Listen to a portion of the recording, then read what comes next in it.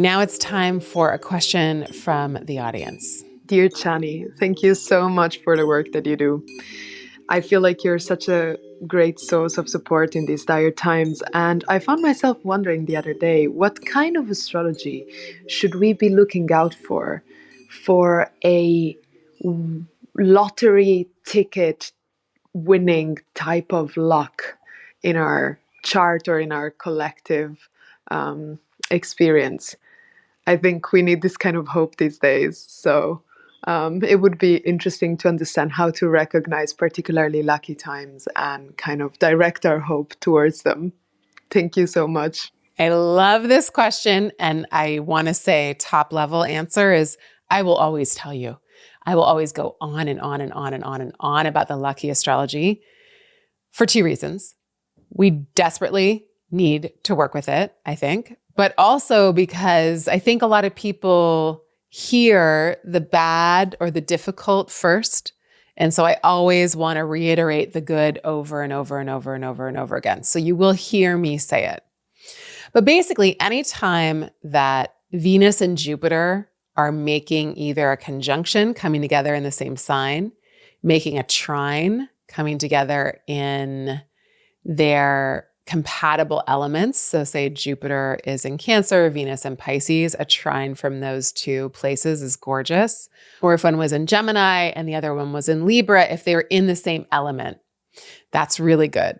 Or if Venus and Jupiter are making a sextile with each other, and then after those configurations, I would say when Venus and Jupiter are opposing each other or even squaring each other. Anytime Venus and Jupiter are making contact with one another, we want to be like, okay, ding, ding, ding, this is good astrology.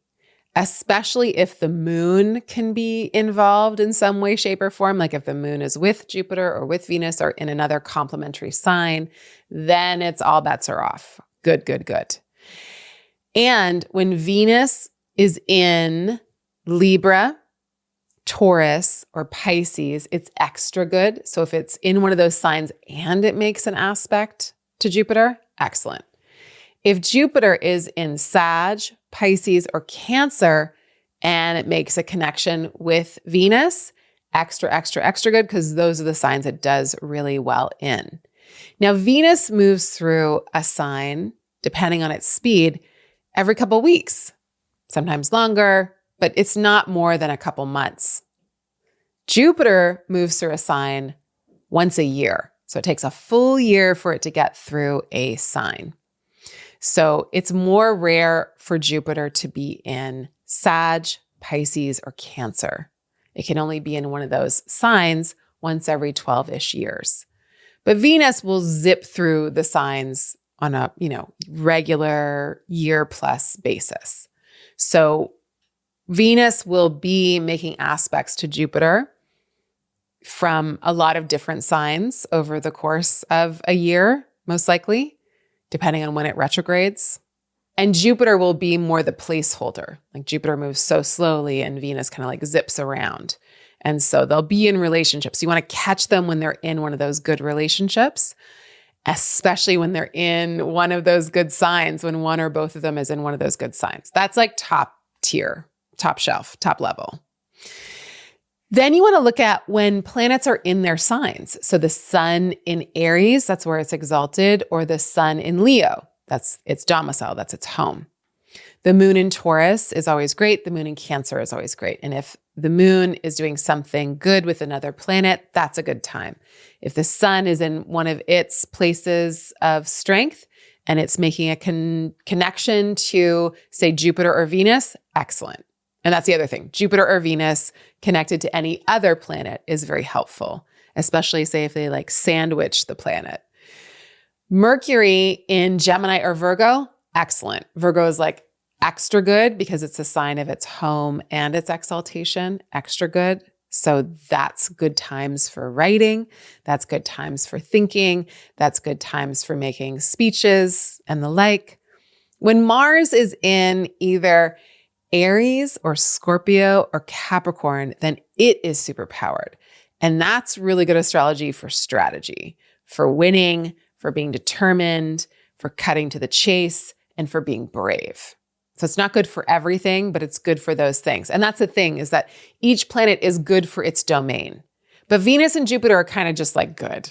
I mean, they're good in a specific way. Venus for relationships, Jupiter for growth, to be very, very, very, very like top level about both planets, to simplify both planets. That's what they're good for. But in general, if you just have like a good Venus-Jupiter situation, it's just good for anything. It's good for everything. It's not bad for anything except for austerity. It's not good for austerity. And if you have a good Saturn, then you want Saturn in Capricorn or Aquarius or Libra. I say that with a little bit of a laugh in my undertone because good Saturn can still be really harsh. Just like good Mars can still be really intense and really cutting and really like, that got a little close to the bone kind of feeling, you know? So it's really about like what planet does what and what you're trying to get good astrology for.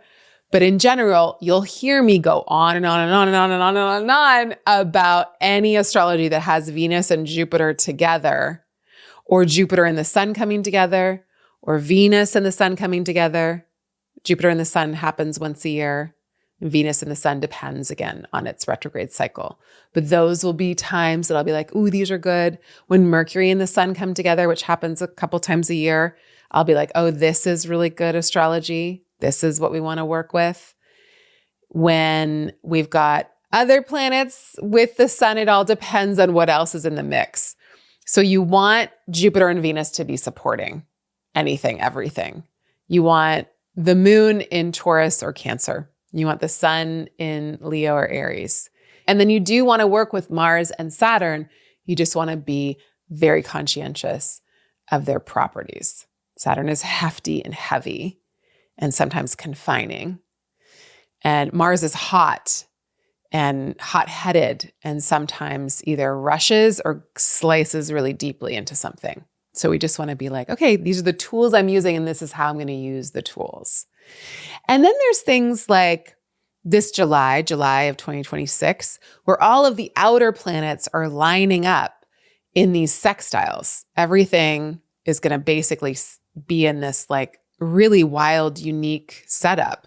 Neptune and Saturn are in Aries, Uranus is in Gemini, and Pluto is in Aquarius, and then Jupiter's going to move into Leo.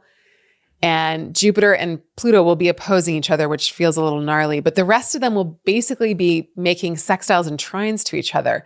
So when it's outer planets or when it's slower moving planets lining up like that, it's a very like, wow, that is a very unique moment. I think what July is going to be good for, July of 2026 is going to be good for, is a flurry of messages and messaging. It feels like a lot of hot air.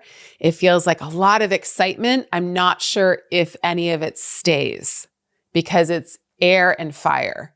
So it is really good for getting attention. It's really good for getting everybody involved. It's really good for getting everybody on the chat engaged. It's really good for stirring up excitement. But I don't know where it's going, and I don't know who the excitement is for. So you can hear the wariness in my voice a little bit. I'm like, I don't know. But this summer, when there's this really special lineup of slow-moving planets, we know that there's a very kind of like auspicious signature in the skies for something that is going to affect us collectively. So here's to hoping that something really positive occurs for us collectively in July, because we're going to need it, because August is our eclipse season, which will be quite dramatic, I think. All right. I hope that answered your question. Thank you so much for sending one in. And you too can send in a question. If you go into the Chani app, there's a way for you to record your voice and leave me a question. I love them. I cherish them. I thank you for them.